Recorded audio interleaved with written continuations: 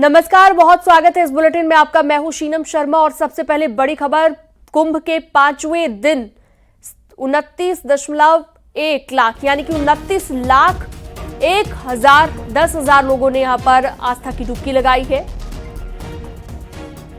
19,10,000 श्रद्धालुओं ने स्नान किया है और करीब 10 लाख कल्पवासियों ने भी स्नान किया है। अब तक 7 करोड़ से ज्यादा लोगों ने आस्था की डुबकी लगाई है। ये बड़ी खबर इस वक्त हम आपको दे रहे हैं। 29,10,000 लोगों ने आस्था की डुबकी लगाई।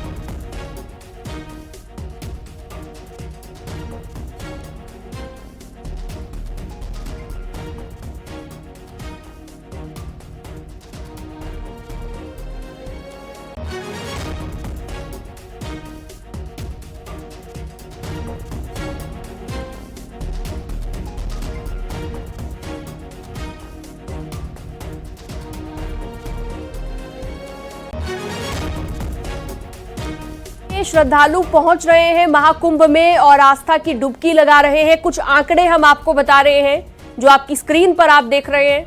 7 करोड़ से ज्यादा लोगों ने आस्था की डुबकी लगाई है और कितनी बड़ी तादाद में लोग पहुंचे हुए इन तस्वीरों के जरिए भी आप देख सकते हैं। महाकुंभ में योगी कैबिनेट की बैठक टल गई है। 21 जनवरी को नहीं होगी कैबिनेट की मीटिंग। फरवरी के पहले हफ्ते में हो सकती है बैठक। महाकुंभ में भीड़ के चलते ये फैसला लिया गया है। बड़ी खबर इस वक्त हम आपको दे रहे हैं। 21 जनवरी को बैठक नहीं होगी कैबिनेट की मीटिंग, क्योंकि इस बार महाकुंभ में होने वाली है, लेकिन 21 जनवरी को नहीं होगी बैठक। फरवरी के पहले हफ्ते में महाकुंभ में ही कैबिनेट की मीटिंग हो सकती है।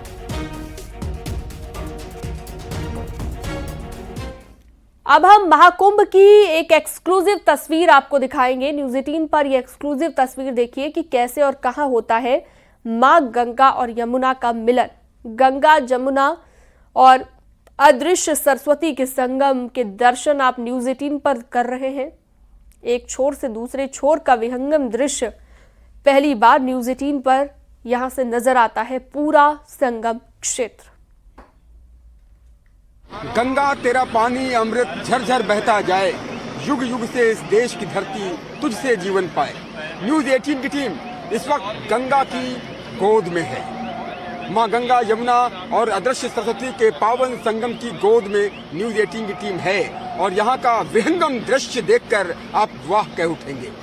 इन तस्वीरों को आप देखिए। हम अरैल क्षेत्र में हैं और दूसरी तरफ का जो ये खूबसूरत नजारा नजर आ रहा है, ये संगम नोस का इलाका है, किले वाला इलाका है और हम अरैल के क्षेत्र में हैं और हम संगम की ओर बढ़ रहे हैं, संगम की ओर जा रहे हैं। और इस खूबसूरत जल को भी दिखाइए, गंगा, यमुना और अदृश्य सरस्वती के पावन संगम को दिखाइए सोनू, कि किस तरह से मां गंगा और यमुना का मिलन जहां पर होता है। हम आपको वो एक्सक्लूसिव तस्वीरें दिखाएंगे, कैसे दो जल जिनका रंग अलग अलग है, गंगा जी का मटमैला जल है और यमुना जी का जल ग्रीनिश है, वो दोनों आपस में जब मिलते हैं तो संगम होता है। ये देखिए अलग अलग जल है, जहां पर ये अलग अलग जल नजर आता है। थोड़ा सा क्लोज कीजिएगा और इसी संगम को दिखाइए कि किस तरह से यहाँ पर गंगा और यमुना का जो जल है वो आपस में मिलता है। इधर की तस्वीरें आप दिखाइए तो और क्लोज करके दिखा पाएंगे।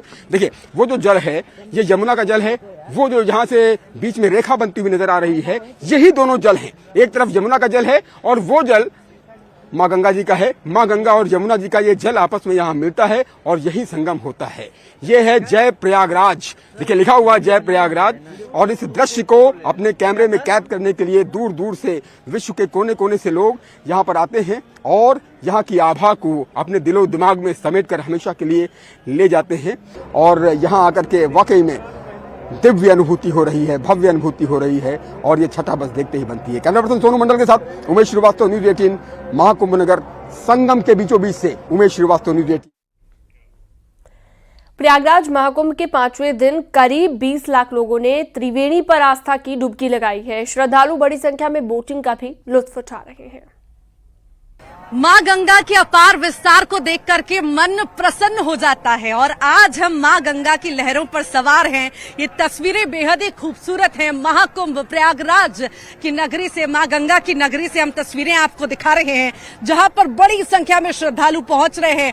क्या देश से, अलग अलग कोने से विदेशी मेहमान, संत महंत सब यहाँ पर पहुंच रहे हैं माँ गंगा में डुबकी लगाने के लिए। प्रयागराज को त्रिवेणी कहते हैं, यहाँ गंगा, यमुना और सरस्वती का संगम है। आप देख सकते हैं पूरब की तरफ तेज गति से गंगा का बहाव है, जबकि पश्चिमी तरफ से शांत लेकिन गंगा नदी से ज्यादा गहरी यमुना की लहरें हैं जो संगम घाट पर मिलकर एक हो जाती। महाकुंभ का आज 5वां दिन है और इस 5वें दिन भी श्रद्धालुओं की आस्था में कोई कमी नहीं है। श्रद्धालुओं का सैलाब यहाँ पर नजर आ रहा है, श्रद्धालुओं की श्रद्धा में कोई कमी नजर नहीं आ रही है। सुबह से ही, अल सुबह से ही लोग यहाँ पर घाट पर पहुंच रहे हैं, माँ गंगा में डुबकी लगा रहे हैं और उसके बाद बाबाओं के पास भी जा रहे हैं आशीर्वाद लेने। और उससे पहले ये तस्वीर जो बेहद खूबसूरत आप देख रहे होंगे, अलग अलग नाव में सवार होकर के सारे श्रद्धालु यहाँ पर आनंद ले रहे हैं प्रयागराज का, महाकुंभ का, गंगा नगरी का, कि आखिर कैसा आनंद यहाँ पर आता है। बड़ी बड़ी दूर दूर से लोग यहाँ पर पहुंचे हैं। महाकुंभ में साधुओं की अलग जगाने वाली अनोखी परंपरा भी देखने को मिल रही है। हाथों में भिक्षा पात्र लेकर कुंभ क्षेत्र में पैदल ही घूमते हैं साधु, और जब पैदल चलते हैं तो पीछे मुड़कर नहीं देखते। हाथों में चिमटा, भिक्षा पात्र और दंड लिए हुए आगे बढ़ते चले जाते हैं। ये किसी से भिक्षा नहीं मांगते, बल्कि इन्हें भिक्षा खुद लोग जाकर देते हैं। इनके पात्र में लोग खुद जाकर दान करते हैं। जिधर निकल जाते हैं लोग हाथ जोड़कर इनका नमन करते हैं। कुंभ की इस प्रक्रिया को अलग जगाने की प्रक्रिया कहते हैं। महाकुंभ में ऐसे ही एक साधु नजर आए। कुंभ की महिमा निराली है, कुंभ की आभा निराली है, कुंभ की परंपराएं निराली हैं। इन तस्वीरों में आप देखिए कि किस तरह से साधु संत अलग जगा रहे हैं और ये साधु पीछे मुड़कर नहीं देखते हैं और ऐसे ही अलग अलग का जाप करते हुए आगे बढ़ते रहते हैं। महाराज जी क्या कहेंगे, क्या परंपरा है ये अलग यहाँ पर जगाते हुए ये सारे साधु नजर आ रहे हैं। ये अनोखी परंपरा कुंभ की है, अलग जगाई जा रही है।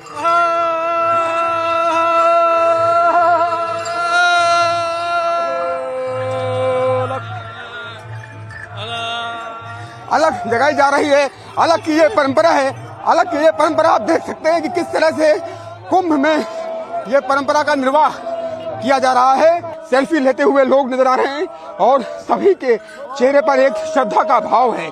श्रद्धा का भाव दिखाते हुए आप देखिए इस कैंप में दाखिल हो रहे हैं और चुटकी भी बजाते हैं और बार बार प्रणाम करते हुए नजर आते हैं। इस पूरे शिविर में कैसे लोग यहाँ पर इनकी सेल्फीज ले रहे हैं, फोटोज ले रहे हैं, ये आप इन तस्वीरों में देखिए और कुंभ की आभा को महसूस कीजिए कि कुंभ की कैसी आभा है, कुंभ का कैसा नजारा है। और श्री मंदिरम में ये लोग दाखिल हो रहे हैं, अलग जगा रहे हैं और अद्भुत तस्वीरें यहाँ पर देखने को मिल रही हैं। तो आपने देखा किस तरह से कुंभ की ये भव्य और दिव्य तस्वीर आपने देखी। वाकई में ये आभा निराली है, ये महिमा निराली है, कुंभ की ये परंपराएं निराली है। कैमरा पर्सन सोनू मंडल के साथ उमेश श्रीवास्तव, न्यूज़ 18, महाकुंभ नगर, प्रयागराज। मुख्यमंत्री योगी आदित्यनाथ से सदगुरु जग्गी वासुदेव ने शिष्टाचार भेंट की है। ईशा फाउंडेशन के संस्थापक सदगुरु ने मुख्यमंत्री से उनके सरकारी आवास पर मुलाकात की। लखनऊ में सीएम योगी आदित्यनाथ से सदगुरु जग्गी वासुदेव ने शिष्टाचार भेंट की है।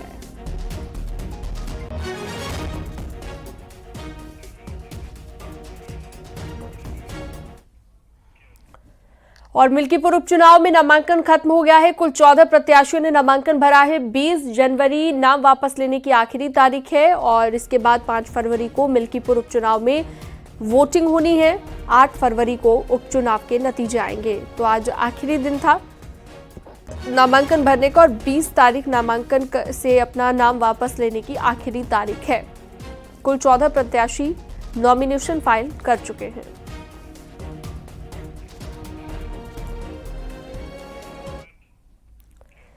और चलिए इसी बीच एक बड़ी खबर प्रयागराज से, यूपी बोर्ड से जुड़ी बड़ी खबर। प्रयागराज में परीक्षा में नकल रोकने के लिए बोर्ड सख्त हो गया है। नकल करने पर छात्रों पर सख्त एक्शन होगा। नकलची छात्रों की कॉपियां चेक नहीं की जाएंगी। यूपी बोर्ड ने फर्जी सूचनाओं का खंडन किया है। छात्रों को जेल और जुर्माने की सजा का खंडन किया गया है, लेकिन सख्ती अब दिखाई जाएगी। यूपी बोर्ड की तरफ से जेल और जुर्माने की सजा का खंडन किया है, लेकिन नकलची छात्रों पर नकेल कसने की पूरी तैयारी है। बोर्ड अब इसको लेकर सख्त हो गया है। बिजनौर से अगली खबर, जहां पर तेज रफ्तार कार बेकाबू होकर पुल से नीचे खाई में जा गिरी। हादसे में कार में सवार दोनों लोग सुरक्षित हैं। बनेली नदी पुल से कार खाई में गिरने के बाद आसपास भीड़ जमा हो गई। मानियावाला गांव के नजदीक बनेली नदी पुल की ये घटना बताई गई।